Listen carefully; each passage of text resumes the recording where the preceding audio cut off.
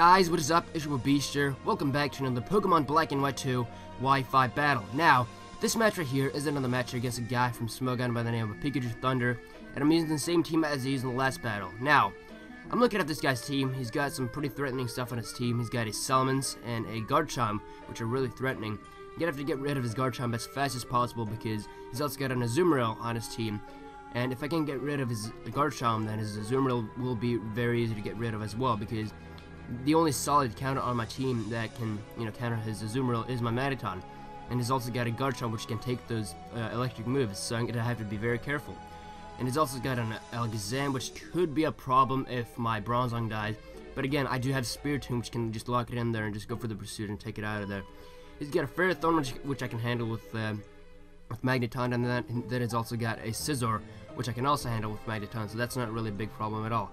Now, I believe I actually put on Acid Spray on my Tentacruel this game. I corrected that mistake that I made in the last battle, so yeah, let's go ahead and play the battle, shall we? So this game right here is actually pretty short. I mean, it's like 6 minutes long without even speeding anything up, which is pretty crazy, but I decided I'm not going to speed this up at all, so I can explain some more stuff and have a little bit more time to explain and explain my thought process and stuff. But yeah, I'm going to lead off with my Tentacruel, and my opponent is going to lead off with Salamence. And this thing actually works out really great for a lead attacker because I can get some early KOs and stuff. And in this case, it works out great because I'm able to take out his Salamence in one shot turn 1, which is fantastic because, especially since it was a huge threat against my team, and that is definitely a bonus that I was able to get rid of it so fast.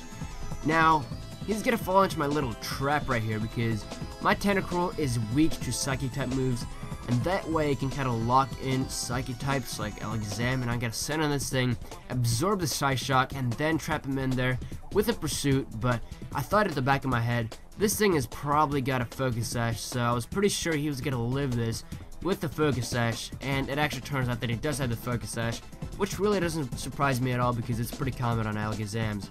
Now, he's going to switch out of air into his Ferrothorn. Now, I really can't touch this Ferrothorn at all, but I have another plan coming up right here. I do have a Magneton with Magnet Pull, which means that he cannot switch out of there since it's a Steel type. So I'm going to trap him in there once again, and since this thing is Choice Specs, I'm able to go for Hidden Power Fire and take him out of there in one shot, which is just fantastic. I mean, I got rid of his Ferrothorn, which was probably the most offensive thing he had on his team, which is really great because that means that there's not going to be a lot of stalling in this game at all. So I took out his Ferrothorn in one shot with the Hidden Power, and he's pretty much dead at this point. And he's going to go ahead and set on his Garchomp, and this is obviously a pretty big threat against my team. He's going to have to set on something that can take an Earthquake or a Outrage, that's whatever he decides to predict. But he goes for the Earthquake, not wanting to over-predict, but just going to go ahead and set on this thing, absorb that with the Levitate and stuff. And I decided I'm just going to set up my rocks right now because they will be beneficial no matter what. And I don't think he actually has a Rapid Spinner on his team. I'm not quite sure, but I'm going to go ahead and set up my rocks. And he's actually going to set on his Scizor right now. I was not quite sure what kind of Scizor set this was because, I mean, there's a lot of different sets out there that are actually usable. I mean, you've got Choice Banded, you've even got Choice Scarf Scissors, which is pretty crazy, and you've even got Sword Stance Scissors, and those are really, really dangerous, especially if they're like Jolly Nature with max speed.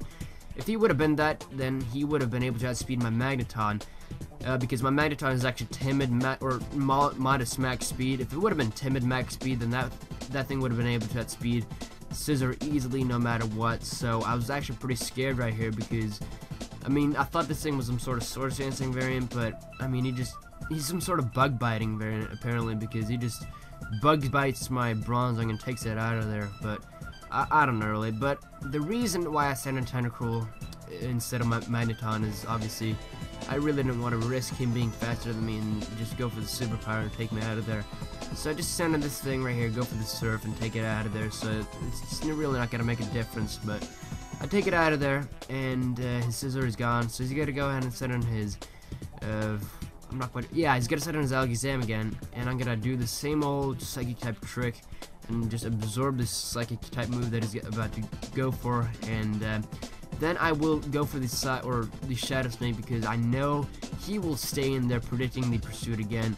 So he's gonna go for the Psychic, and I just hit him in the face with the Shadow Sneak. So he is pretty much done. I took down his Alakazam, which is really nice. and things are really not looking too good for my opponent at all. He had a pretty bad start, and I believe like I took down 3 or 4 of his pokes already, but he's gonna go ahead and center his Azumarill this turn. Now, this right here was actually just the beginning of the turning point of this game. He's actually gonna go for the waterfall this turn, and it takes out my Tentacool. Now that tells me only one thing: he is without a doubt choice banded, because that is not supposed to take me out otherwise. And he just destroys my Tentacool right there. So gonna go ahead and set a Magneton, and I know for a fact he does have his Garchomp alive still, and that's why I'm gonna predict him to switch out of there into his Garchomp, obviously, and then I'm just gonna hit him in the face with a Flash Cannon, Choice Specs boosted, and check this damage out right here. I mean, this was stunning right here. I did not expect this damage right here. It doesn't take it out of there, but it almost does. It was really, really shocking, to be honest with you. I thought it was a crit in the beginning when the damage started to drop, but then I realized it was not, and that was just really, really crazy right there. So, gonna go ahead and send a Spiritomb, because obviously I'm not gonna want to take an Earthquake from that thing. But he's gonna go for Earthquake. It's gonna do quite a lot to my Spiritomb, but I'm not quite sure if he's gonna take me out or not. But either way, I'm gonna hit him in the face with a Sucker Punch, and I think that's the end of his Garchomp, to be honest with you. Yeah, he does end up dying to it, but he does have the Rough Skin ability, which does hurt me a lot. But yeah, I think he's only got 1 poke left at this point. I think that's his Azumarill, and he's actually gonna go for a Aqua Jet, which I forgot that this thing could learn. I mean, it's a freaking water type. I mean, what you gotta expect?